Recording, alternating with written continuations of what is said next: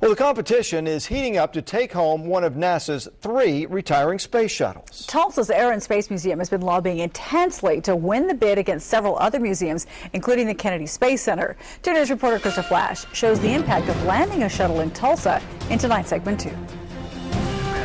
They've got the flag up now, and you can see the stars and stripes. July 20th, 1969. Neil Armstrong and Buzz Aldrin land on the moon, the first men to ever set foot on that lunar surface. I helped Buzz Aldrin get to the moon. Francis Burke helped build the rocket that made the historic flight possible. All of these parts are here. These were all made here in Tulsa. 41 years later, the engineer finally met the man he sent into space. Did you ever think it'd happen? No, but I always wished that it would happen, and I'm glad that it did. Burke could also see a space shuttle land in his hometown. NASA is retiring the shuttles Atlantis, Discovery, and Endeavour by early next year, and Tulsa is fighting to get one. So is New York, Chicago, Dayton, Portland, and Seattle, along with the Kennedy Space Center in Florida and the Johnson Space Center in Houston. Oh, absolutely, we stand a chance. Executive Director Jim Bridenstine says Tulsa's location gives it an edge over the competition. If you look at them, they're mostly on the east or the west coast.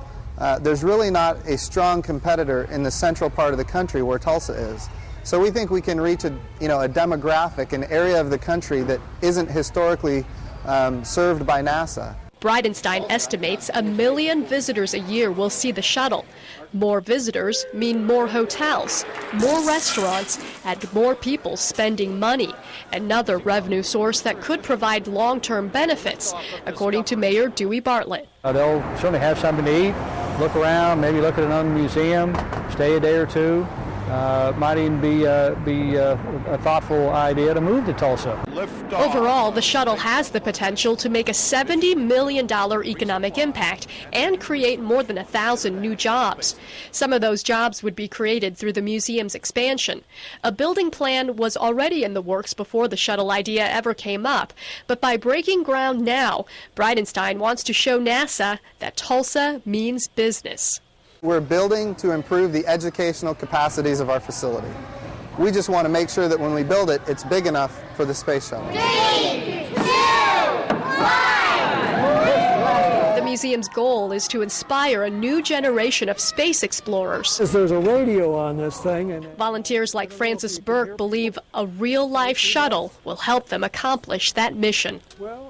Krista Flash, 2 News works for you. Pretty exciting. Now, a decision is expected by the end of this year or early next year. To see more pictures of the Tulsa Air and Space Museum's proposed expansion, log on to KJRH.com and click on segment 2.